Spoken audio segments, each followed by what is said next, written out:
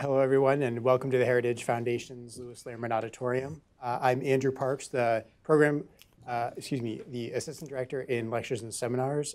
Thank you so much for your patience. We apologize for the slight delay this morning. I just wanted to take the opportunity to remind everyone to please silence their cell phones. And for anyone watching online, you're welcome to submit questions by emailing speaker@heritage.org. Now it's my pleasure to introduce the host of today's program, Jim Phillips. He is the Senior Research Fellow in Middle Eastern Affairs here at the Heritage Foundation. Jim? Thanks, Andrew.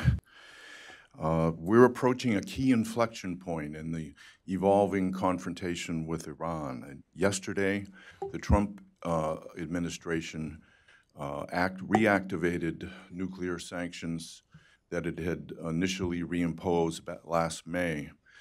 The second round of sanctions is targeted at Iran's oil, shipping, and banking sectors. But this time around, as opposed to the crisis with Iran during the Obama administration, there was not as much international buy-in with international sanctions. And that has led to more uncertainty about the likely impact of those sanctions and the way Iran is likely to react. Tehran apparently believes that it can ride out the sanctions and outweigh the Trump administration. It's refused since May to negotiate on the nuclear issue with the Trump administration, and it undoubtedly hopes to have a new administration after 2020 to negotiate with. And I think for that reason, Iranian officials will be watching this midterm election as much as many Americans. Now, we're fortunate to have with us today an expert panel to look at a number of issues. This panel will include Mark Dubowitz, the CEO of the Foundation of the Defense for Democracies, Michael Doran of the Hudson Institute, and Patrick Clausen of the Washington Institute for Near East Policy. We'll be looking at the likely impact of sanctions, what additional U.S. policies are needed to deal with a wider range of Iran's behavior, and what needs to be done, if anything, to get to an improved nuclear agreement. Is that in the cards? And I'll introduce the speakers in order of speaking. Our first speaker is Patrick Clausen. He's the Morningstar Senior Fellow and Director of Research at the Washington Institute for Near East Policy. He directs the Iran Security Initiative there. He's widely consulted as an analyst and media commentator. He's authored more than 150 articles about the Middle East and international economics, and is the author or editor of 18 books or studies on Iran. He appears frequently on television and radio and has op-eds in major American newspapers. He's also testified before congressional committees more than 20 times and has served as an expert witness in more than 30 federal cases against Iran. Prior to joining the Washington Institute, he was a senior research professor at the National Defense University's Institute for National Strategic Studies. He also was a senior economist at the International Monetary Fund and the World Bank, and a research scholar at the Foreign Policy Research Institute. So take it away, Patrick. Great. So the sanctions that U.S. is reimposing are going to work most effectively if the United States can form a broad domestic consensus about this matter, a broad international consensus about this matter, and can demonstrate effective enforcement of these sanctions. And these are all going to be big challenges. But I'm going to leave it to my colleagues to address those matters because I suspect that's their greatest interest, whereas my comparative advantage here is talking about developments inside Iran. So let me just discuss that. And the challenges that we face about making our sanctions policy work effectively to persuade Iran to change its behavior are really the difficult political environment inside Iran, where there's two factions, each of which are dedicated to preserving the Islamic Republic, but have different ideas about how to do that, and they spend most of their time and effort sniping at each other, and that sanctions gets caught up in that. So what we have is a group of people, well, like Hassan Rouhani, you can call them technocrats if you want. I detest the term moderates because these are people who are deeply committed to the Islamic Republic and its ideals, but just think that the way to achieve this is by smiling rather than blowing smoke in your face rather than spitting in your face. Then there's a group around the Revolutionary Guards who believe that resistance, resistance, and resistance is the way to go.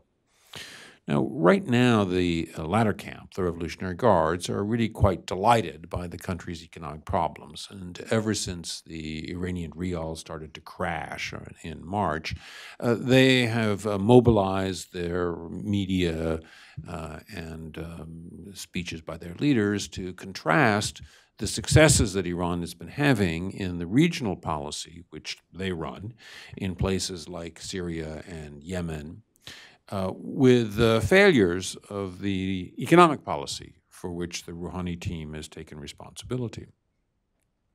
And this theme is that, see, we can do it. We, the Revolutionary Guards, can do a good job, but those guys can't. And so those guys, the technocrats, told us that when they replaced Ahmadinejad, who was something of a buffoon, that we would have a competent team running things. But we haven't. And indeed, I would say the Rouhani team's incompetence has been stunning. And so the Revolutionary Guards are saying that are in the very good position where if the economy does poorly as a result of the sanctions, they can say, see, that's Rouhani's fault. Rouhani misdiagnosed things when he told you when he was running for president that the way to solve Iran's economic problems was to do a deal with the West. That's just not true. And this shows that Rouhani is naive and you shouldn't listen to him. On the other hand, if the economy does well, then the IRGC can say, well, see, we told you that the resistance economy is the way to go, and that we don't need the West, and that, in fact, our policy of resistance is what makes sense in the economic sphere as well as the foreign policy sphere. So if the economy does badly, the IRGC will take credit, and if the economy does well, they will take credit. Meanwhile, Rouhani is somewhat in the opposite situation, and he did promise did say when he was running for president that the country's fundamental problem was its economic situation, and promised that he, with more competence, could solve it. And he actually did have okay economic performance for a little bit, but in general, the economy has not done well under his presidency. The average Iranian household's budget, according to Iranian government sources, is down about 10% from where it was when he took office. And that contrasts to the previous decade in which the average household budget rose by about 20%. So if you go from a decade of 20% growth to 6 years of 10% decline, you're not happy campers. And that's the situation Rouhani faces. And frankly, most of the problems are because of their own corruption and mismanagement and the political deadlock, which makes it impossible for the Rouhani team to make even the most modest and obvious structural reforms. But sanctions isn't going to make this any easier. And so what we've seen is that whether it's the Iranian Majlis Research Center or international institutions like the World Bank and the IMF all agree that they've changed their forecasts from in March, when they were forecasting that the Iranian economy would grow quite briskly over the next few years. And now they're all saying that Iran is already in a recession and the recession will get worse. So Rouhani's in a tough situation. And that's going to be the environment of maneuvering about whether or not to resume negotiations with the United States about an additional deal. I think that And Jim put it very nicely when he said that the basic strategy of the Rouhani team is going to be to outweigh Trump. And my talks with Iranian officials that who in the spring were very nervous, now they're extremely confident. And that confidence is that they think, well, we've sustained bad sanctions in the past, we can do it again. And anyway, we are well positioned to control the population if there are going to be any kind of protests, and we can outweigh Trump. So the challenge for the Trump administration is shaking that confidence. Thank you, Patrick. On time, unusual for a speaker. Our next speaker is Mark Dubowitz. He's the CEO of the Foundation for Defensive Democracies. He's the chief executive at FDD. It's a Washington, D.C.-based nonpartisan policy institute where he leads projects on Iran, sanctions, and nonproliferation. Mark is an expert on Iran's nuclear program and global threat network and is widely recognized as one of the key influencers in shaping sanctions policies to counter the threats from the Iranian regime. According to the New York Times, Mark Dubowitz's campaign to draw attention to what he saw as the flaws in the Iran nuclear deal has taken its place among the most consequential ever undertaken by a Washington think tank leader. And that must have cost you a lot to get them to say that. Oh, take it away, Mark.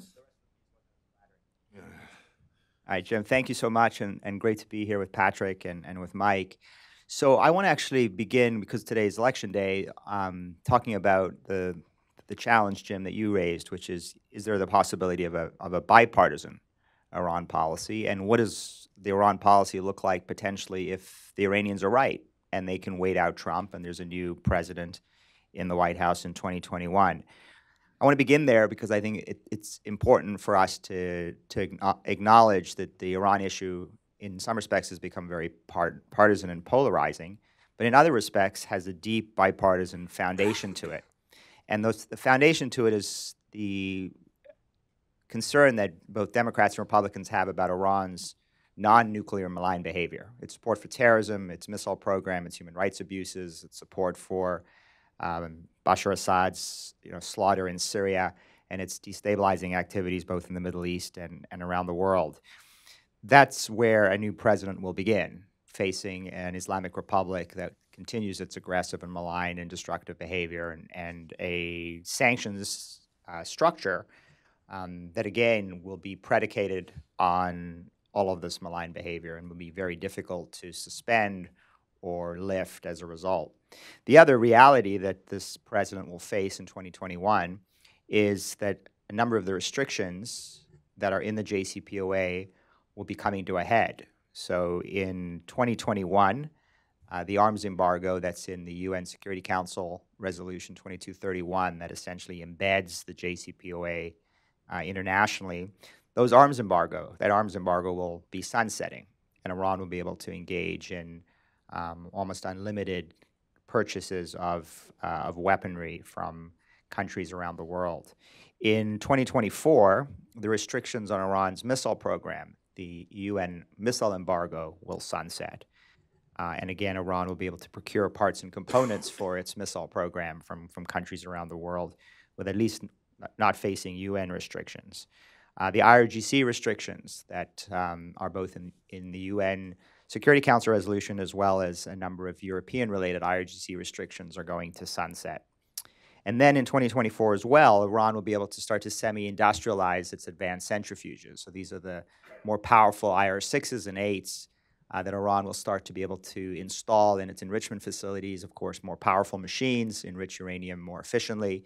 You need fewer numbers, which makes it easier to hide. So Iran then begins to develop an easier advanced centrifuge-powered clandestine sneak-out option.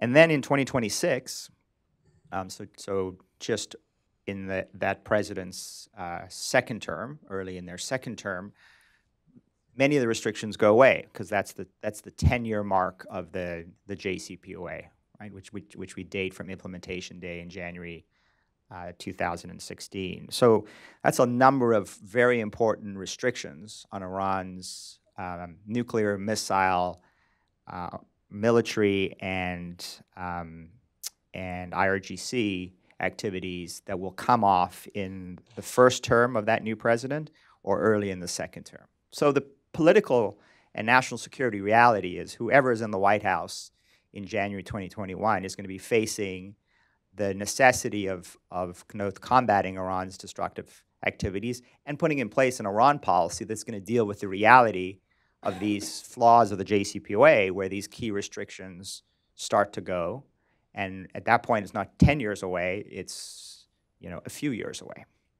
And I think that's the wake-up call for anybody who's sitting in the White House. And I think that's the wake-up call for people sitting in Iran who are thinking they can wait out Donald Trump with a view that the next president coming into office is going to be very flexible, lift all the sanctions, and won't be using instruments of national power to combat the Islamic Republic of Iran. I think it's a bad strategy for the Iranians, and I think they're in for a big wake-up call regardless of who's sitting in the White House in January 2021. So what about this administration? This administration has at least 2 years, potentially 6 years, to implement their Iran strategy. And their Iran strategy is very much modeled after the strategy that Ronald Reagan used against the Soviet Union during the Cold War, which is to use all instruments of national power to weaken the regime, to neutralize it, to roll back its influence regionally and globally. And with respect to all instruments of national power, the one you've heard most about, which Patrick has talked about, and you've probably been reading all about in the past few days, is financial and economic power. Right? And we can talk a lot about sanctions and other instruments of financial power, but it's clear this administration is fully committed to financial warfare against the Islamic Republic. And the sanctions that came back yesterday and the sanctions that came back 6 months ago are both powerful and are having the impact that all of you have been reading about with respect to Iran's domestic activities. But that does leave open questions about other instruments of national power. I know Mike's going to talk about Iran's role in the region and what the United States is doing to combat that. But the other instruments of national power, besides financial and economic coercion, include political and information warfare. They include cyber warfare, covert action, obviously what's happening on the military side. And there the administration has developed a comprehensive policy. It's developed a policy, a detailed interagency policy. And some of that is visible to us, and some of it's not, particularly what the agency is doing under the leadership of Mike D'Andrea, who's head of the Iran team at the CIA, who was put in place by then CIA Director Pompeo, to really put the agency on a much more aggressive footing with new authorities, with renewed old authorities that had lapsed under President Obama, to really engage in covert action against the Islamic Republic, including psychological warfare. There's been a lot of recent reporting on cyber, including just recently some reporting that there was a major cyber attack against Iran's telecommunications facilities and infrastructure. We're not sure where that comes from, but it's clear that there are people out there, if not in the U.S., elsewhere, who are engaging in offensive cyber warfare against the Islamic Republic, as is the Islamic Republic engaging in cyber warfare against the United States and our allies. And on the political warfare side, I think Secretary Pompeo in particular is really the lead and most eloquent spokesperson for a information operations campaign against the Islamic Republic. And he, through his Twitter account, through speeches, through VOA Persian, through Farda, and through a constant drumbeat about this regime and its destructive behavior, that's at least the overt side of this campaign, which I would expect to be seeing more and more of. My only concern, and I'll just end with this, is there a, Mike, and I think you'll address this, is there a robust military plan to really neutralize and roll back the influence of the Islamic Republic in the region? Is it a plan where the U.S. military is prepared to provide a measure of deterrence, to send a clear message to the Islamic Republic that if they do escalate in the region, there will be serious consequences? Or are we essentially subcontracting this to countries like Israel, the UAE, Saudi Arabia, as well as surrogates on the ground? Are we backing them up with the intelligence they need? Are we backing them up with the support they need? Certainly, in terms of public reporting, the Israelis have done significant damage to Iranian military infrastructure in Syria with over 200 strikes in a year and a half. And there's every indication that that will continue despite many of the complications that Israel obviously is going to have with Russia in that very crowded airspace. And I will just conclude by saying this. My expectation over the next 2 years, if that's all the Trump administration has, is that this will be a relentless and unrelenting campaign of pressure against the Islamic Republic. Will they crack the Islamic Republic in 2 years? Most experts say they won't. But I will remind you that in 1983, when Ronald Reagan unveiled National Security Decision Directive 75 to really target the Soviet Union, most experts didn't predict that the Soviet Union would crack 6, 7 years later. Thank you. Well, thank you, Mark. And our batting cleanup is Michael Doran. He's the senior fellow at the Hudson Institute, where he specializes in Middle Eastern security issues. He served as the senior director at the National Security Council in the administration of George W. Bush. And he was responsible there for helping to devise and coordinate U.S. strategies on a variety of Middle Eastern issues, including Arab-Israeli relations and U.S. efforts to contain Iran and Syria. He's also served in the Bush administration as a senior advisor in the State Department and a Deputy Assistant Secretary of Defense in the Pentagon. Before coming to the Hudson Institute, he was a senior fellow at Brookings Institution, and he's also taught at NYU, Princeton, and the University of Central Florida. And his latest book, Ike's Gamble, is out there and soon to be a major motion picture, maybe, I don't know. But Michael, take it away. Yeah, I wish that was the case. Thanks, Jim. I'd like to start by just putting it the Trump policy in the kind of widest possible perspective. There are two, I think, ideas out there in the world about how we should be dealing with the Iran challenge. I'm going to, for the sake of discussion, I'm going to call one the European plan, and then the European/Obama plan, and then the American plan. But these are sort of ideal types I'm talking about. I don't think any country is a perfect representative of what I'm talking about. But they're just two different theories of Iran. The European and Obama idea was that the way to deal with the Iran challenge was to entangle Iran in a web of international agreements and mutual dependencies. I often, in the last few years, I've been going quite frequently to Berlin. And I think what I'm calling the European and Obama plan is best typified by the foreign ministry of Germany. The Germans have a set of assumptions about the world that are sort of diametrically opposed to our own. We believe, in general, Americans tend to believe in hard power competition with rogue regimes, and we believe in hard economic competition with rogue regimes. The German attitude is, whatever the problem is, the answer is money. And you invest in these countries, and you entangle them in economic dependencies, and that changes the calculus in the capital, whether it's Moscow or Tehran. And leaders, even if they're hardline leaders who are hostile to the West, they start to, out of their own sense of self-interest and their own economic interest, they start to shade some of their options more toward engagement than toward confrontation. And similarly with hard military competition, you want to show these countries that we're not inveterately, implacably hostile to them, that we can work together on certain common projects, and so you tend to tone down the deterrence or outright confrontation in the military sphere. That was as I understand it, that was the theory of the JCPOA. The Trump administration has come in, and it is really leading hard, at least rhetorically, with the other view, which is that the way the way to deal with a rogue regime like Iran is to wear it down through hard economic and military competition. I chose my words carefully there when I said rhetorically, though, because I don't think, if you think of these as a scale with the German foreign ministry over here, and I'm not sure who I want to put over, who's on this end of the scale. Yeah, I don't know, Ronald Reagan. I don't know if Ronald Reagan is on that end of the scale. John Bolton, as he's understood in the New York Times.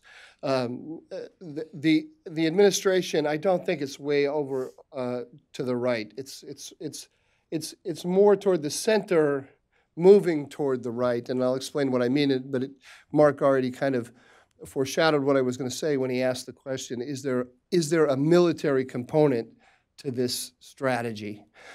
And my answer is going to be not really, not as much as one might think. But let's go back and let's just look at let's list some of the major changes since the Obama administration left office, and I think they are major. And I say it that way because I've been in the last few days in an argument. I can't hide my own views. I want as robust a military and economic competition with Iran as the American public will accept.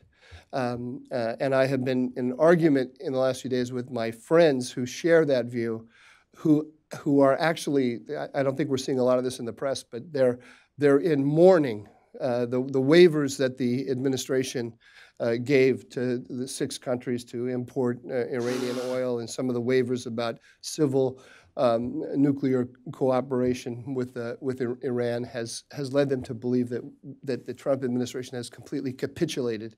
I don't see it that way at all. I think that this is a robust economic and military competition strategy, but not as robust as I think some people were kind of hoping for on the basis of the rhetoric of the administration. So what's changed since Obama left office? Well, number one, the rhetoric has changed completely, and Iran is no longer identified as a potential partner. It is an adversary. Number two, the administration has worked closely with allies in the region, in the Middle East and outside the Middle East, to begin to rebuild a kind of anti-Iran coalition, most notably with Saudi Arabia and Israel.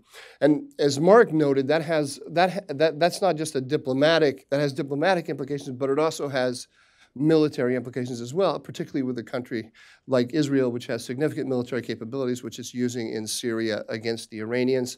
The Israelis can use that power now with the confidence that the United States will support it diplomatically, the support which it needs, particularly with respect to Moscow. So the Israelis can act with greater impunity, and also in the clandestine realm. We don't know for a fact. Mark said that we now know that there are covert actions being taken against Iran's nuclear program. We don't know who it is, but presumably the Israelis are in the mix there. The Israeli covert action against the Iranian nuclear program was shut down under the Obama administration, and presumably now, nobody's talking about it, but presumably the prohibition from Washington has been lifted.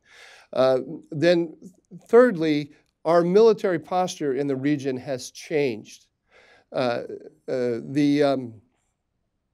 You see this most notably in Syria, where it is now part of the stated policy of the United States to remain in Syria until the Iranians leave. Stripping Syria of Iranian-led forces was one of Mike Pompeo's 12 points with regard to Iran, and we are now going to keep our forces in Syria until we are satisfied on that point. That's a significant fact, I think, but it doesn't really add up to a robust military strategy.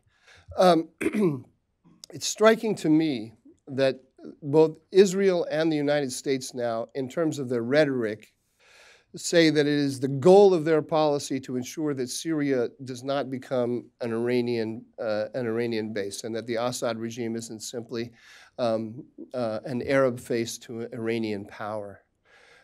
I don't see two things, however. One is the actual military strategy by either the United States or Israel that will achieve that goal.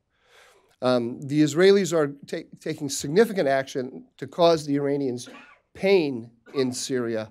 But if present trends continue, it doesn't look to me like those actions are enough to prevent the Iranians from turning Syria into what turning Syria into what the Iranians already have in Lebanon. That is sort of a forward base with forces poised to strike Israel. The Americans and the Israelis are hoping that Putin will help them here, and that Putin will conclude that it's not in his interest to have the Iranians playing that role in Syria. I personally am skeptical that that's going to work. Whether you are skeptical or not skeptical, I think we can all see that the military strategy is not there to achieve the stated goals. The second thing that's really striking to me is that the United States and Israel have the same stated goal with respect to Iran and Syria, but they don't have any kind of significant military coordination between the two of them to achieve that goal. In fact, the messaging that's coming from U.S. CENTCOM is really, and even from the Secretary of Defense at times, is really that we are deterred by the Iranians, particularly because we fear that if we compete too aggressively in the military sphere with the Iranians in Syria, we will pay a price for that in Iraq.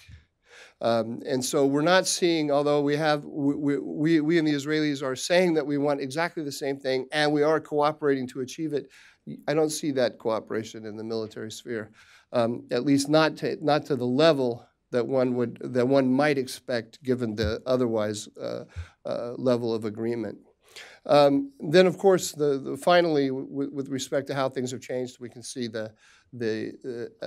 all that my colleagues here discussed about the changes in the attitude towards sanctions and the JCPOA and so forth. What isn't really clear to me about the new strategy is what its goal is. The Obama administration sought an agreement with Iran, some kind of accommodation. The Trump administration has bent over backwards to say that it is not carrying out a regime change policy. The Europeans, it's interesting, don't believe us. They look at Mike Pompeo's 12 points and they say, that is a regime change policy in all but name. And then they point at John Bolton as National Security Advisor, and they say that this is really regime change. Personally, I don't believe that because of the personality of the president. I think Donald Trump ideologically is opposed to regime change. This is one of the ways in which he has distinguished himself consciously from George W. Bush, and just sort of characterologically sees himself as a great negotiator. So my best guess, and I don't know any better than anyone else in this room what he wants, but is that Trump actually wants a deal.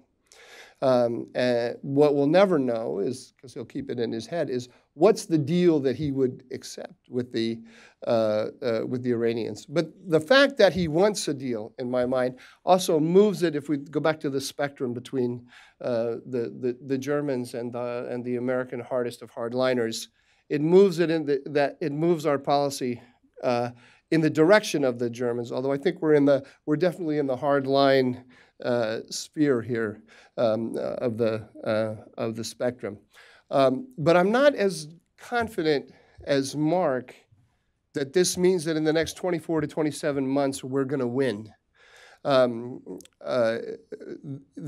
What I personally would like to see is a complete reversal of the Obama strategy, and I would like the Trump administration to ensure that by the 2020 elections, they have made it as hard for the next administration to overturn what they've done as the Obama administration did to those of us who didn't like what Obama did. And I'm not convinced, given the way things are at the moment, that if Trump were to lose in 2020 and a Obama administration too was to come in whatever form, whether it's President Deval Patrick or Kamala Harris or I don't know who, that they couldn't just very quickly return back to the Obama policy than to the JCPOA, because that's what the Europeans and the Democrats are hoping. They're hoping to work with the Iranians to keep it on life support until they can come back and revive it.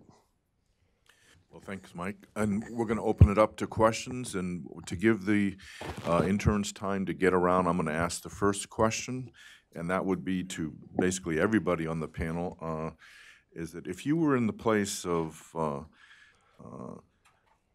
say, the NSC advisor to talk to President Trump,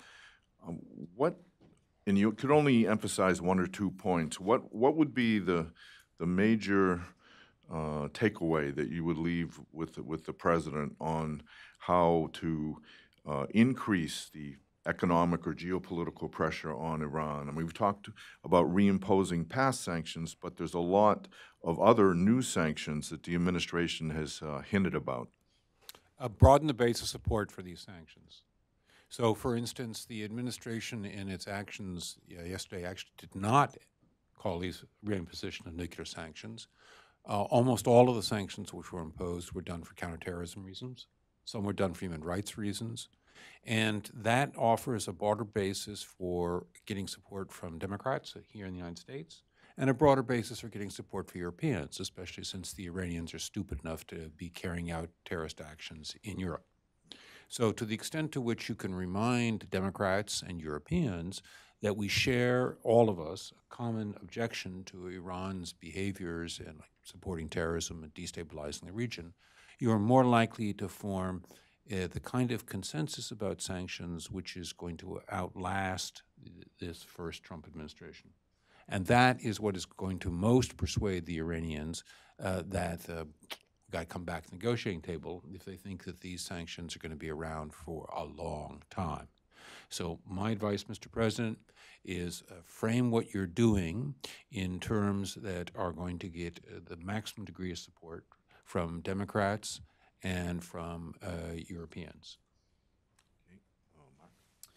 So if the advice is only limited to sanctions, then We could right. broaden it out. Yeah, I mean, what I'd first recommend is to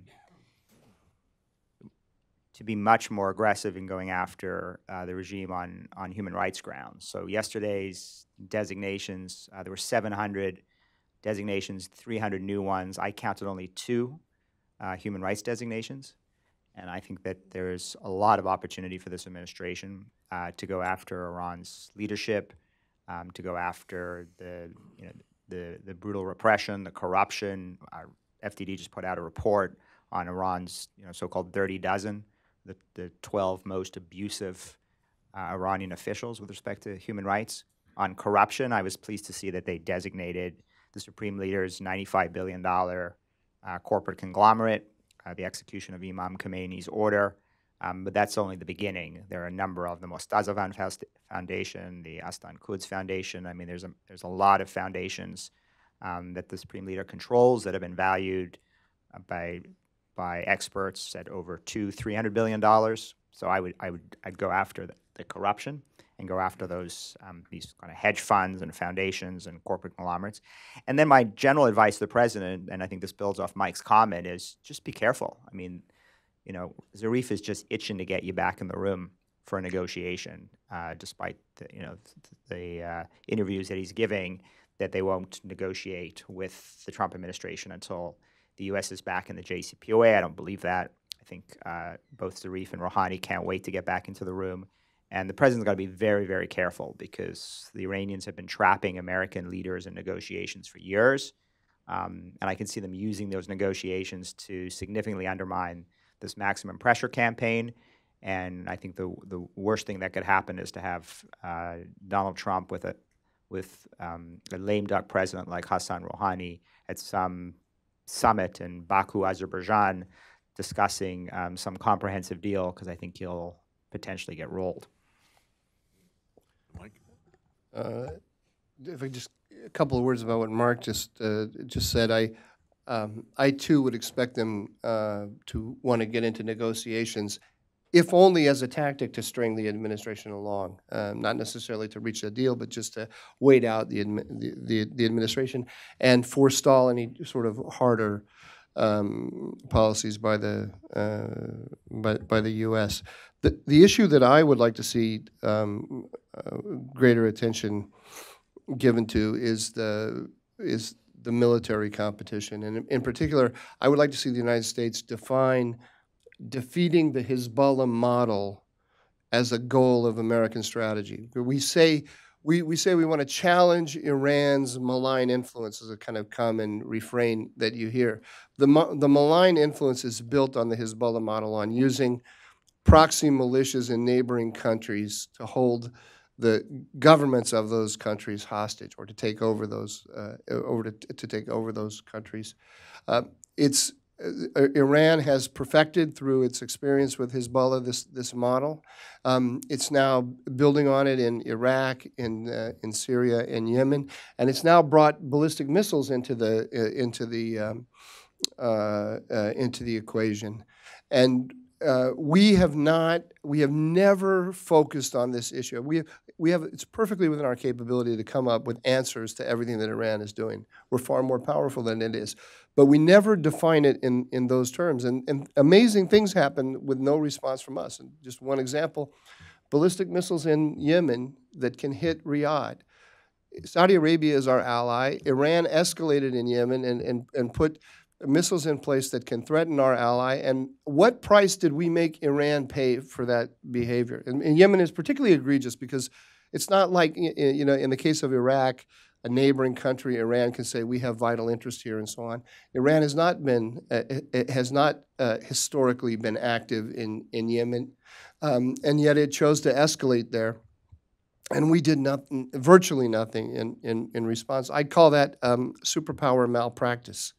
And so I'd like to see us focus on that. And one last point with regard to what Mark said. Mark said that we have been the Iranians have out-negotiated us historically. I disagree in one sense, and that's that we have out-negotiated ourselves. It's not that they have been. It's not that they are so clever. They are clever, talented people. There's no doubt about that. But we have come to this relationship or this conflict, and I cannot explain why, but we have come to it with the most naive assumptions about this country imaginable. And it's something deep in the American character, and it's not just Republicans or Democrats, that we think that there's some kind of clever little formula by which we can open up the dial on the back of the Iranians and move it a couple of notches, and suddenly they're going to become our friends again like they were at the time of the Shah. This fantasy has dominated our diplomacy on both the Republican and the Democratic side for 3 decades, and I'm mystified by it. But I'd like to see that change. Okay, and with that, we'll open it up to the floor for questions. Let me try this man right here in the front, down here. Yeah, my name is Kevin Winston, I'm a retired Navy officer. Question on, like you talk about Yemen. I was going to ask the impact of Yemen, the issues with Qatar and the other Gulf states. How does that play into our strategy? What can we do to kind of mend those rifts? And then the second part would be the Iranian Americans that are expatriates, living in America and through Europe. What role can they play in trying to achieve our goals? Does anybody want to go? Can I jump in? Yeah. With regard to the split, it's not just with the Qataris, also with the Turks. As I see it, we can't have a successful containment strategy of Iran or any kind of really serious competition if we're not working both with the Saudis and the Turks. So I would like to see, and I'm sure this is the goal of the administration, but I would like to see the administration work to soothe the differences, particularly between Turkey and Saudi Arabia, more importantly than between Qatar and Saudi Arabia. I think what that's going to mean, though, is it's going to mean some concessions to the Turks. My reading of Erdogan could be wrong, but my reading of Erdogan is that his conflict with Saudi Arabia is also a conflict with us about Syria, and he's trying to move us into a different position in Syria. But if we don't have the Turks and the Saudis, at least having amicable relations with each other and a blurry but general agreement about where we want to go in the whole region, we're going to have a lot of trouble containing Iran. I would just say on the question about Iranian Americans, I mean, what's puzzling, I grew up in Toronto, which was, it's affectionately known as Taranto. And, my experience with the Iranian American and Iranian Canadian communities is, I mean, the only place in the world where Iranians don't succeed is the Islamic Republic of Iran. I mean, they're incredible immigrants, incredibly successful and educated and entrepreneurial and community conscious. So I think that the administration is doing the right thing, and particularly Secretary Pompeo, in really reaching out to the Iranian American community. He gave a speech at the Reagan Library in Simi Valley in the summer, which again was an important speech, not only because it was at the Reagan Library, because I think his speech really reflected sort of channeling Ronald Reagan with respect to how to deal with Iran, but also reaching out to the Iranian American community. I mean, 3/4 of the room was full of Iranian Americans, and I think that's critical. I think some of the things that the administration can do from a policy perspective would be really important. One would be to lift the travel ban on Iranians. I mean, I think there's nothing more counterproductive to our public messaging to the Iranian people than to have a travel ban that makes it almost prohibitive for Iranians to, family members to come here. And if it's up to me, I'd give, 100,000 green cards to well-qualified Iranians who can demonstrate, no connection to the regime.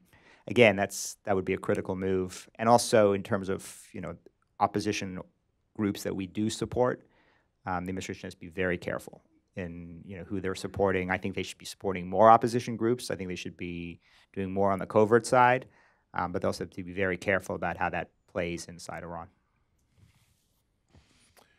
Okay, I'll try this man down here in the front. I'm Peter Humphrey, an intel analyst and a former diplomat. We consistently miss a bully pulpit opportunity in pointing out that everything that Iran does is supposedly on behalf of God, and we don't throw that back in their face or say that to the rest of the world every single day. If we did decide to go for broke, can each of you assess quickly the opportunity, what the probability would be in the age of Twitter of deposing the regime from within without external military activity? There's been quite a lot of work done by both the intelligence community and by academic analysts looking at what is our success rate of predicting revolutions. And there is a very broad consensus in both parties that we have never accurately predicted a revolution in the last 200 years. That should be a warning that we are unlikely to know whether or not the regime in Iran is or is not vulnerable to being overthrown. I can give you a dozen reasons on either side of the equation, but I have to tell you right now that it would be quite inappropriate for the United States government to base its policy on the assumption that it knew what was the answer to that question. And I would rather frame our policy in terms of how can we get the changes that we want in Iran's policies, such as Pompeo's list of conditions, whether or not the regime stays in power or not. And by the way, there are lots and lots of indications that this regime in Iran is much more a revolutionary regime than an Islamic regime, and much more run by the military, especially the Revolutionary Guards, than it is by men of God, people of God. And in fact, the clerical influence over the regime is slight, whereas the Revolutionary Guard's influence is profound. This is much more of a revolutionary military regime than it is an Islamic regime. Can I just follow up with a question to Patrick? Patrick, what does that fact mean to you? The revolutionary rather than clerical, with respect to the question of regime change. I think that that the heart and core of this regime is shifting towards nationalism rather than towards Islam, and that there are lots of popular nationalist events in Iran these days, and that the Revolutionary Guard's doing a pretty good job of tapping into that. What does that mean for getting what we want? We have to understand that the heart and core of this regime's ideology is opposition to the West. It's not support for Islam. It's opposition to the West. And so therefore, any idea that we're going to have some kind of good relations with this regime is naive and inappropriate.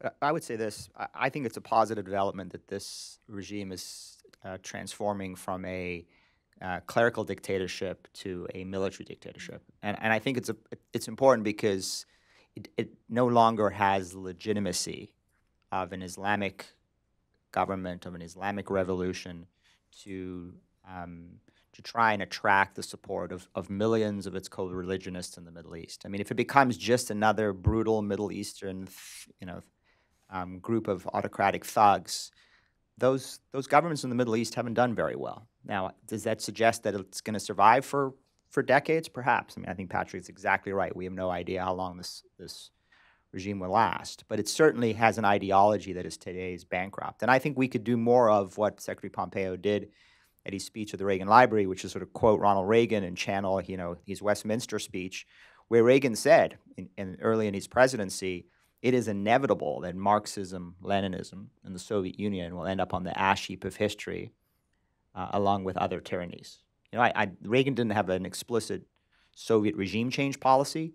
His view was that it was inevitable that the Soviet Union would collapse because its ideology was bankrupt, its economy was bankrupt, and it couldn't sustain its aggressive expansionist policy for decades on the back of a bankrupt economy and ideology. I think that's a very good way of looking at the Islamic Republic.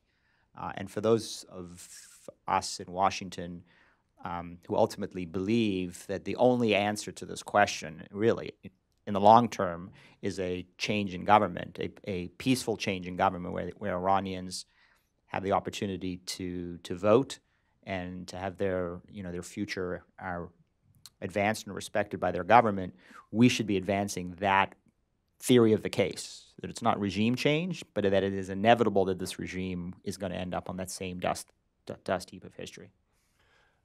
I agree with all that, and I agree with Patrick's 2 points that an explicit regime change policy or policy designed to carry out revolution brings about more problems than it's worth, and also it's just not going to happen in the Trump administration because Donald Trump is, ideologically opposed to that.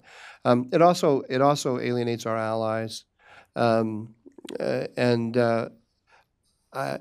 commits us to actions that I'm not sure the American people in general are willing to take. I'm very much chastened by what we've seen in Syria as the Assad regime neared collapse. The Russians moved in and the Iranians moved in to save it. I think if the Iranian regime nears collapse, we're going to see the Chinese and the Russians move in to save it. I don't think that we're going to be, or at least to remake it. And I don't think that we're going to want to move in directly and challenge them. But we should be aware of that possibility. I also agree, and I think it's the most important thing to remember, is what Patrick ended with, that we this regime, this revolutionary regime, is inveterately hostile to us. Hostility to the United States and to the West is at the core of its identity. So any deal we make with it, we have to recognize we're making with a regime that sees us as an enemy and always will. And that's one of the things that was profoundly wrong with the JCPOA, because there was embedded in the JCPOA was this notion that we're going to transform these guys from devils into angels, and that's just not going to happen. Mike, I would say this. I mean, we may not be committed to a regime change policy, but I don't think there's anything wrong with the regime thinking we are. And I also don't think there's anything wrong with a policy that is dedicated to severely damaging the regime, severely weakening the regime, severely undermining its capabilities of influence and nefarious behavior. I mean, I am not of the view, maybe you guys are, that we should adopt sort of the view of confidence-building measures in order to ensure that the regime will trust us to honor the deals that we sign, and that we can take a very kind of what I sort of have deemed the sort of Obama State Department view, that through confidence-building measures we can bring the Iranians to the table to get a comprehensive agreement that permanently cuts off their pathways to nuclear weapons, ICBMs, and regional hegemony. I mean, to me, that is a delusion, and it's naive. Our policy should be based on not confidence-building measures, but fear-inducing measures. Yeah, I don't disagree with any of that.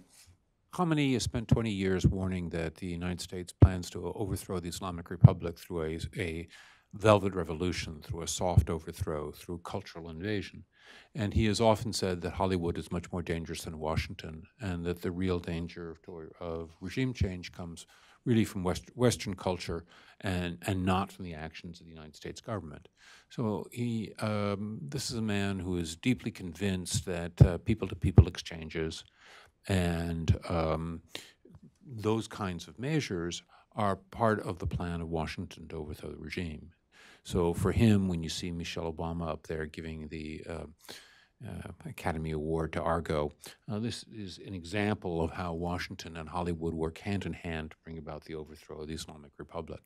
But Patrick, let me ask you this. I mean, then isn't that an argument? Doesn't that actually support the Obama theory of the case, that we should seduce the hard men of Iran with? No, it is impossible.